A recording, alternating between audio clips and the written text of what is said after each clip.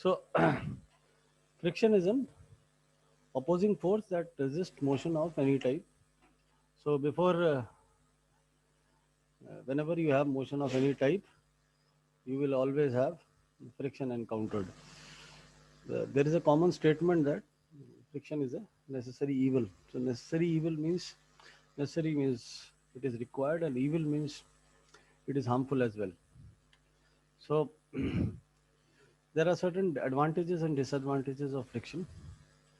So let us consider the advantages first. So if you talk about advantages, friction allows you in braking. It allows you to stop. It allows you to walk. It allows you to hold grip surfaces, etc., etc. You have number of examples where friction helps you in your day-to-day activities. It helps you in cutting everything. Now, if you come to disadvantages, when it opposes motion, that means there is an resistance to motion, and if there is a resistance to motion, that clearly indicates that it will lead to wear and tear of the material or the surfaces which are in contact. Because if you talk about two surfaces in contact, these two surfaces, they they are not perfectly smooth.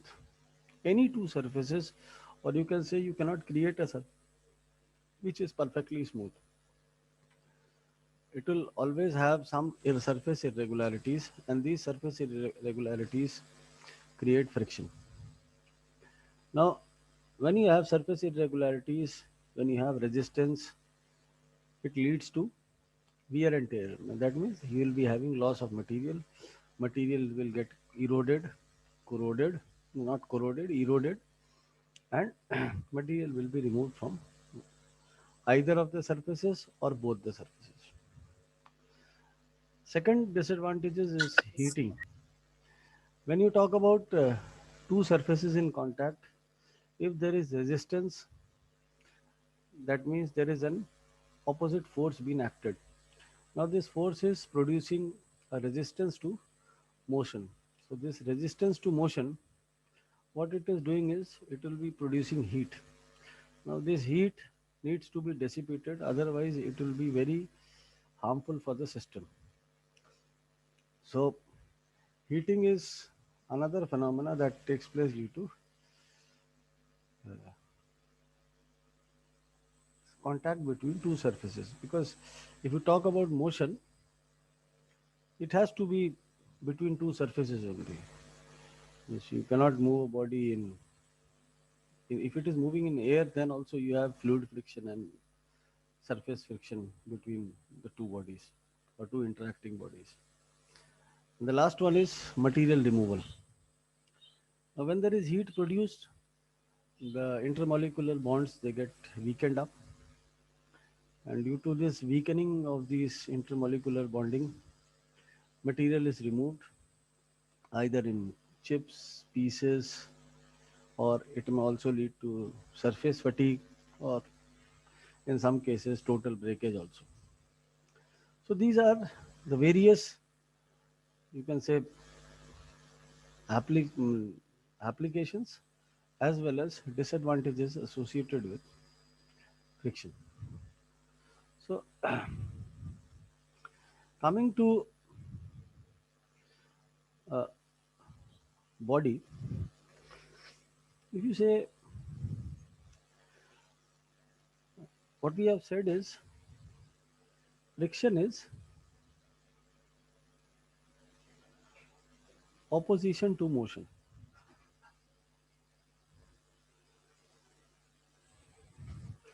So let us say that the body has been kept here, and you have applied a force F here. So if you have applied a force F here, that means what is the tendency of the body? Let us draw a free body diagram for it also. What is the tendency of the body? If you draw the free body diagram of this body, then this is the weight of the body. This is the reaction offered by the body. Okay. Let us show this as the force. Now let us complete this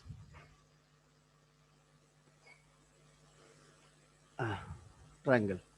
So if you complete this triangle, let us say that this angle is phi.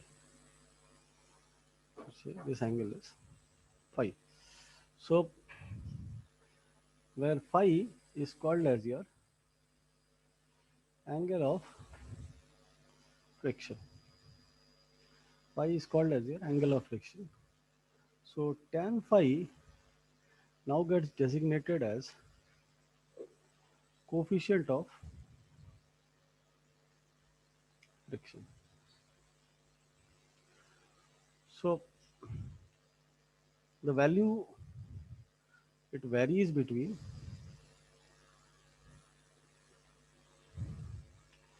0 to 1. The value will vary between 0 to 1. So if this is F, this is R. Okay. So so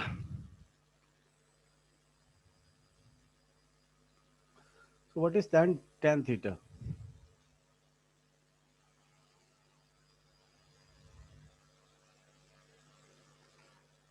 Tan theta is perpendicular by base. So this is your perpendicular. Let it be denoted by R. Base is F.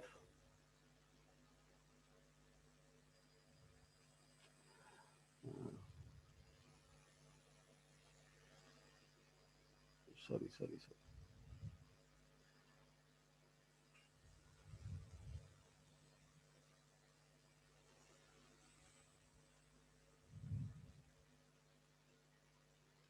This angle is phi. Okay. So tan theta, tan phi is perpendicular by base. This is your perpendicular. This is F, and base is R. Now tan phi is coefficient of friction. This is represented by mu. So mu becomes equal to F upon R, or frictional force F is equal to mu R. Frictional force F is given by mu R. This F is not the applied force. Let us say this is the frictional force if the body is undergoing motion in this direction. If the body undergoes motion in this direction, then the frictional force will act in this direction. This is the angle of the frictional force, and this is the applied force. Okay. So this is F is equal to mu R. This is the basic relationship for friction. Okay. Now, with respect to this, if I rotate it, with respect to this, if I rotate it, we get a cone. That cone is called as cone of friction.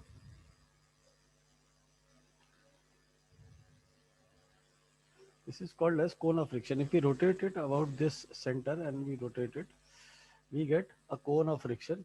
And this cone of friction implies that, it implies that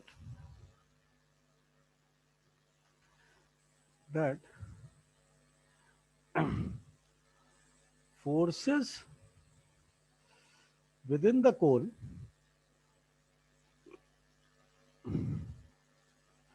are limited to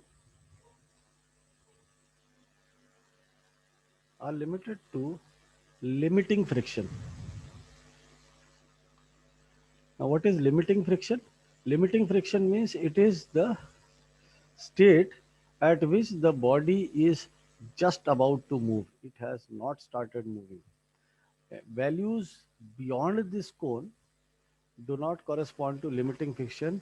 It shows that the body has started moving. So this is the physical significance of cone of friction, and this is the relationship for friction force where F is given by mu r. Okay. Now we have Coulomb's law of friction. Coulomb's law of friction. Now Coulomb's law of friction states that first is friction is independent of the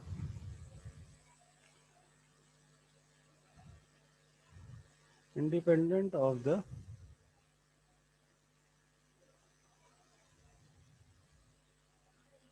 surfaces in contact. Because if you look at this equation, F is equal to mu r, if you look at this equation, F is equal to mu r, it has no relationship about which surfaces are being subjected or what is the motion, type of motion, or what is the relationship between them. Frictional force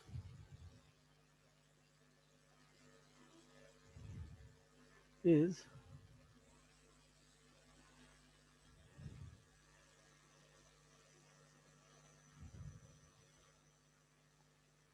directly proportional to the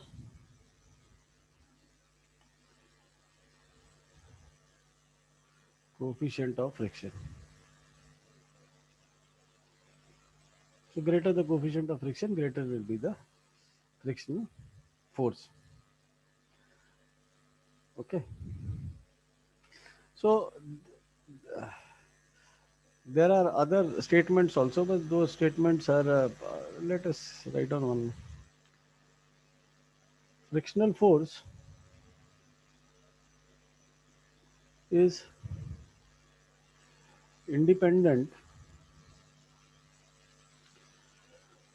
of the area in contact. Look, in this equation, you do not have any mention about the surface area or the cross-sectional area to which this frictional force is being subjected to.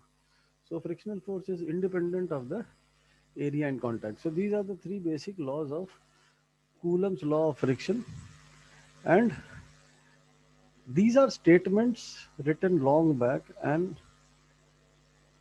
they are not completely true as of now, because there are situations where friction is dependent upon the area in contact. Okay, friction is actually dependent upon the surfaces in contact, because the surfaces in contact uh, specify the coefficient of friction, and moreover, depending upon the surfaces also, you have a surface chemistry being developed at the two surfaces, which uh, manipulates the frictional force. So these are Coulomb's law of friction. If you are asked to write, you have to write these only. But in advanced mechanics or in your research purposes, there are relationships which have been derived, but they are specific to materials. They are not generalized statements. These are generalized statements. Here we are not talking about materials. Here we are not talking about the surfaces. But if you want to defy these statements, then it has to be done for a specific material where you can generate certain equations and find out other relationships between friction. Okay.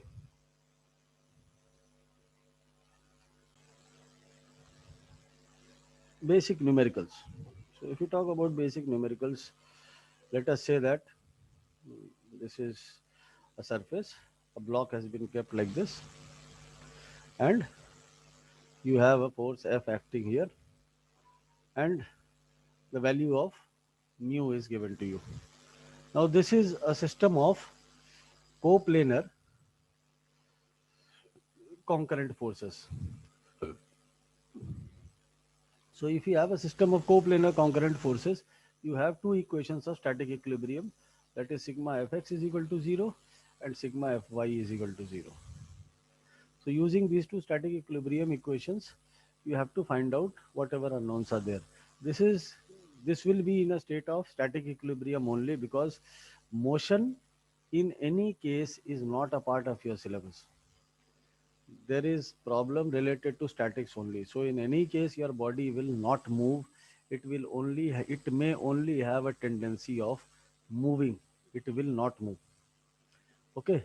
So you need to specify the various forces on it. So to specify the various forces on it, we need to draw the free body diagram. So if you draw the free body diagram, let us say the weight is given to you like this. So you represent the weight downwards. This is the normal reaction offered by the surface in contact. And you have another force now acting here. This is mu r. Okay. So now you have these four forces. To the maximum, you can find out two unknowns. So any two are given, other two you need to find out. Okay, so how many unknowns are there? W, F, R and mu. So you can use these equations and solve and find out. So I am just drawing the free body diagram because these are relatively very simple problems. Okay. Now let us say that the body has been placed on an inclined plane. Let us say this is theta.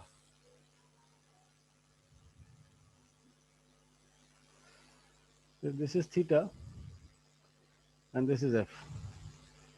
So due to this F, the body can move in two possible directions. After the application of F also, the body may slide down, or the body is tending or has a tendency of moving upwards. So if nothing is given in the problem, then assume that the body is moving upward due to the action of this force. If it is mentioned that under the action of F, the body still tends to slide down, then you need to reallocate the frictional force direction.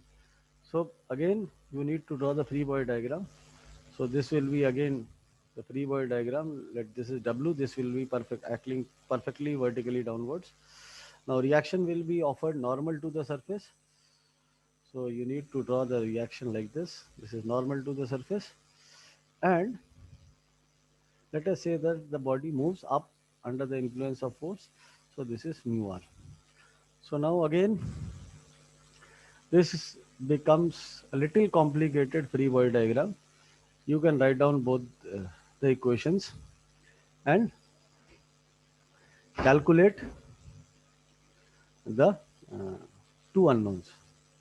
Okay. So this is free body diagram. I have already told you how to draw free body diagrams, what are reactions, etc. So you need to understand the reactions. This is R. So this is R, mu R, W and F. These four forces are shown, and you need to draw and designate them and correspondingly solve. Okay. So either it can be an inclined surface or it can be a plane surface on which forces have been applied. The only addition to the previous chapter is now you have mu r into the problem. Okay, so you need to add mu r and solve it. So I hope that you will be able to write down the equations for it. Okay.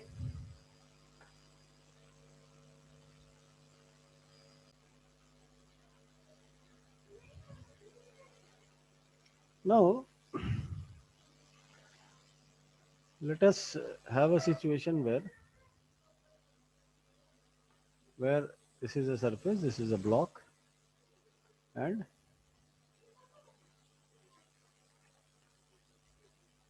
it has been kept over a pulley, and this is a weight W. So what is the tension in this wire? Okay. So the tension in the wire will be W only, because there is no opposition or there is no friction between the rope and the pulley. There is no friction between the rope and the pulley. But there there are situations where there is friction between the rope and the pulley. Okay. So next is, let us discuss friction between rope and pulley.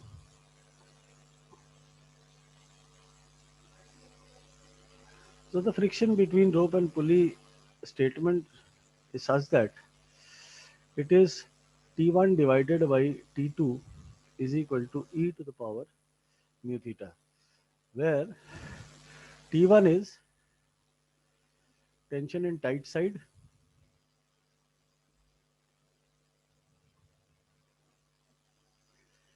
T2 is tension in slack side or loose side. Mu is coefficient of friction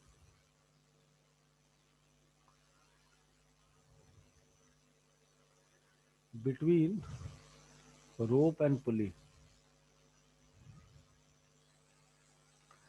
So it is sometimes said as rope, sometimes said as belt. And theta is angle of wrap. Now, angle of wrap means how much it has been folded over it.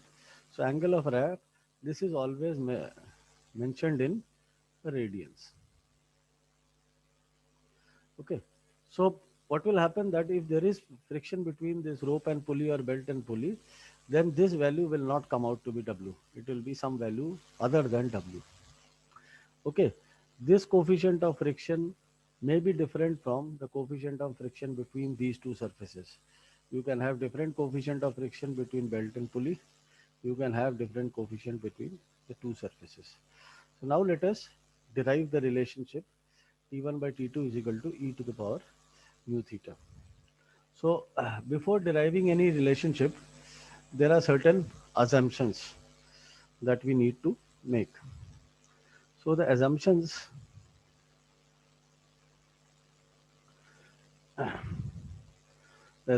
are, first, mm,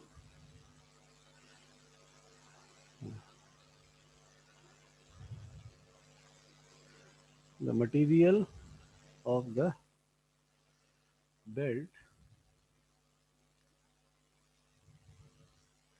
is homogeneous and isotropic. The second one is the belt does not expand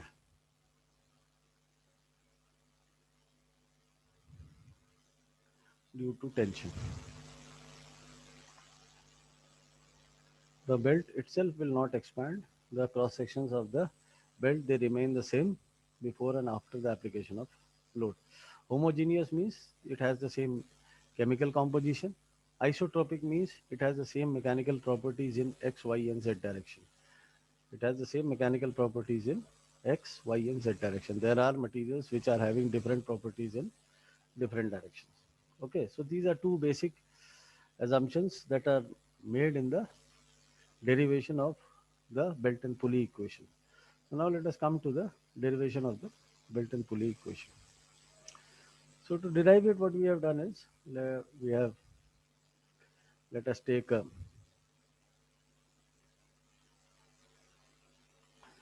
and another thing that I forgot to mention is, here is self weight of the belt is neglected.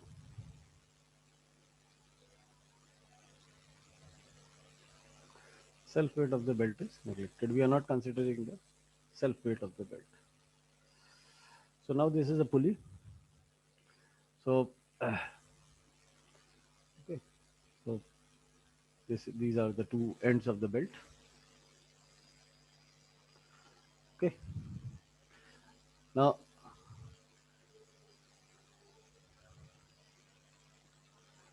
this is the area in contact. This is what is called as angle of wrap.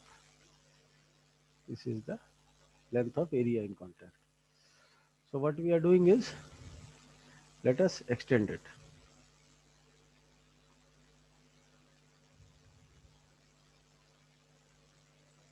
Okay. Let us say that this angle is d theta. So you have a reaction here R. If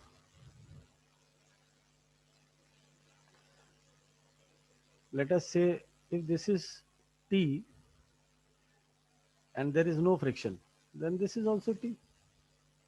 But now you have encountered friction. So let us say that the friction here is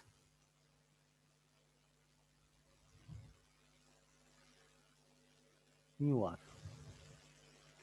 So that means if the friction is in this direction, that means the belt is rotating in this direction. The belt is rotating in this direction, then only you will have a frictional component tangential moving outwards. So this is mu R. If this is d theta, let us join the centers, and if we join these two, this angle is d theta by 2. Huh? This is d theta by 2. So if mu r has been added, friction has been added in this direction, then you have certain component dt which is added in the other direction, so that they are balanced. Now dt can come out to be positive, negative, anything. Okay. So this is the free body diagram of a belt and pulley system. So if you resolve forces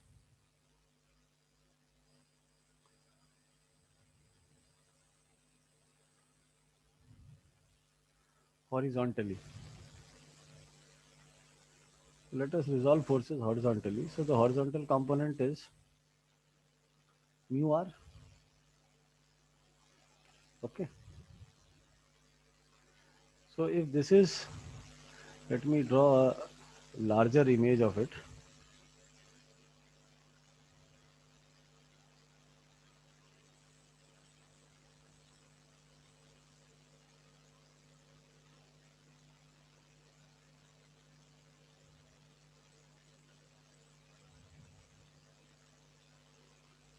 ये है तुम्हारा d theta.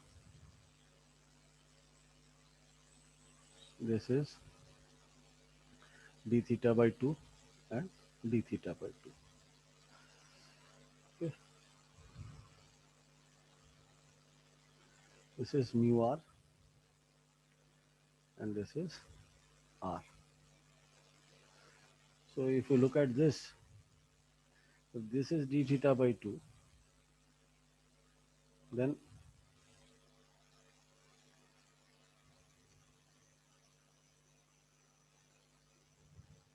what is this angle?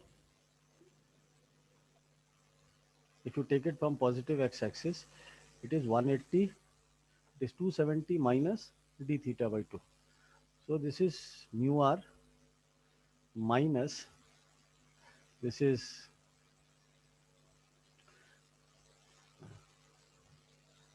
t, this is t plus dt. So d plus t into, horizontally it is cos 270 plus d theta by 2. This is this one. And this, if you resolve it, this is d theta by 2. So this is 270 plus d theta by 2 plus t plus dt cos of 270, sorry, this is 270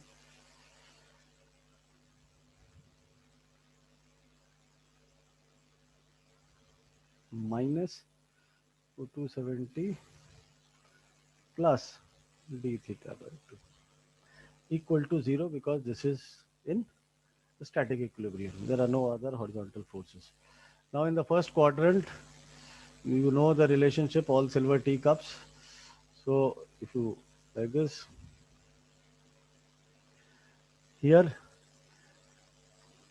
this will be negative, so this is mu r minus t cos d theta by 2, and this lies in the fourth quadrant, so this is t plus dt. This is positive, so this is cos d theta by 2 is equal to 0. Okay. Now as if d theta by 2 tends to 0, then cos d theta by 2 tends to 1. If d theta by 2 tends to 0, then cos d theta by 2 tends to 1. So this becomes mu r minus t plus t plus dt is equal to,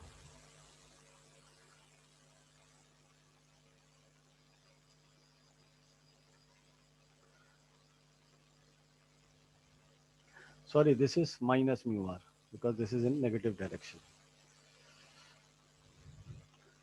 plus dt is equal to 0. So you have this t and t, they get cancelled. So you have dt is equal to mu r. So this is one relationship that you have derived after resolving the forces horizontally.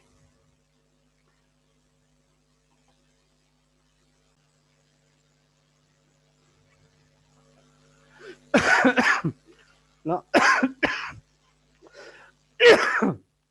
now we are resolving forces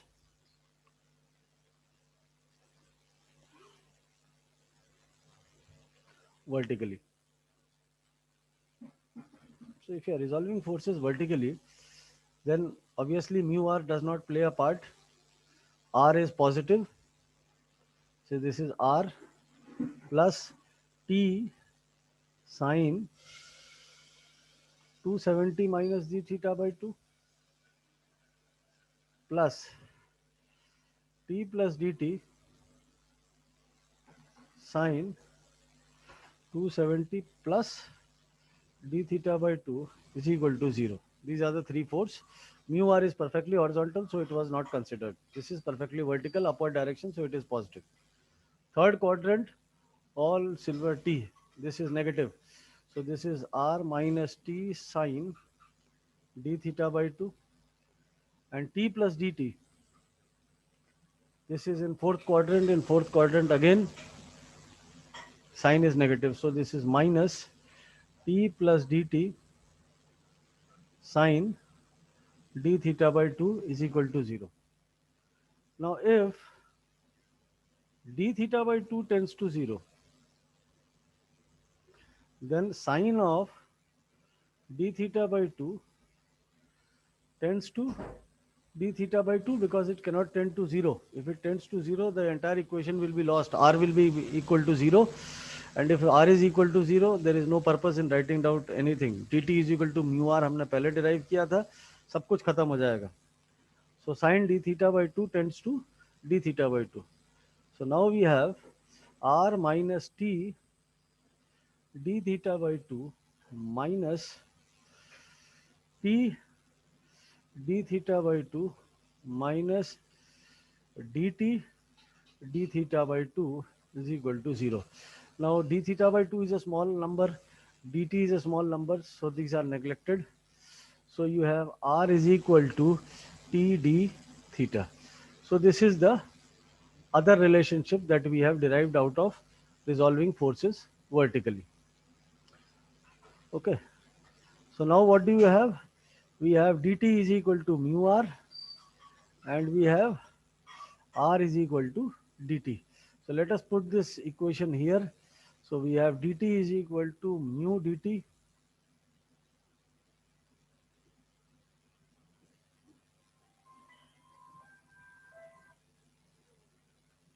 Hmm.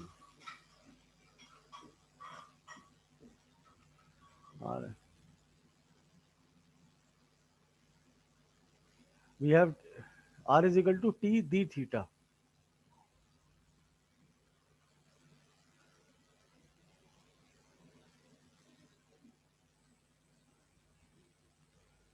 So what do you have now? Dt is equal to mu t d theta. So dt by t is equal to mu d theta. Let us integrate from T2 to T1, where T2 is tension in slack side, T1 is the tension in the tight side. Okay, so you have ln T1 by T2 is equal to mu theta, and taking anti-log on both sides,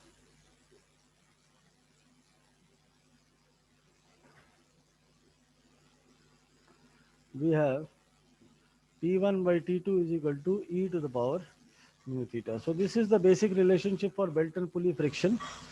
Numericals to this will be discussed in the next class.